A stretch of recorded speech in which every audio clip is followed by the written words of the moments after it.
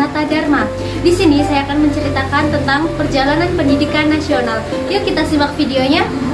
Pada zaman kolonial Belanda di Indonesia, bangsa Belanda hanya menganggap Indonesia sebagai objek perdagangan mereka. Dengan demikian, maka muncullah tokoh pendidikan Indonesia yaitu Ki Hajar Dewantara.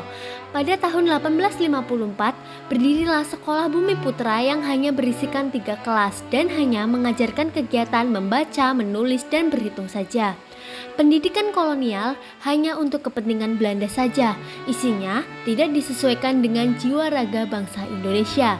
Ki Hajar Dewantara menganggap bahwa pendidikan kolonial tidak dapat mengadakan peri kehidupan bersama, sehingga kita selalu bergantung pada para penjajah. Pendidikan kolonial itu tidak dapat menjadikan kita manusia pribumi, manusia yang merdeka.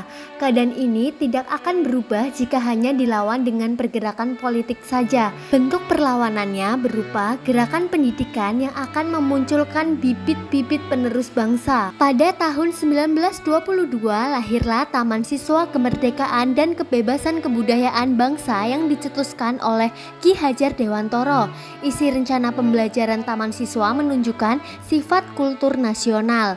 Tiap-tiap mata pelajaran diberikan sebagai bagian dari peradaban bangsa dan disesuaikan dengan perkembangan zaman. Pendidikan yang mendasarkan kebudayaan nasional dapat memberantas kebodohan. Pendidikan yang ada pada masa kolonial tidak dapat mencerdaskan, melainkan pendidikan yang diberikan Belanda pada Indonesia hanya bertujuan untuk menciptakan sumber daya manusia Indonesia yang siap menjadi tenaga kerja untuk Belanda dan diberi upah yang tidak sesuai dengan hasil keringatnya. Walaupun begitu, pendidikan yang diberikan Belanda memiliki sisi positif terhadap masyarakat Indonesia.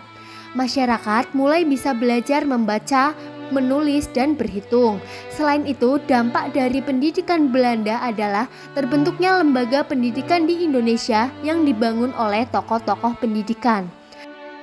Dalam kapasitasnya sebagai seorang praktisi pendidikan, Ki Hajar Dewantara berusaha membangun dan menyelenggarakan pendidikan untuk manusia di Indonesia dengan konsep yang menampilkan kekhasan kultur di Indonesia.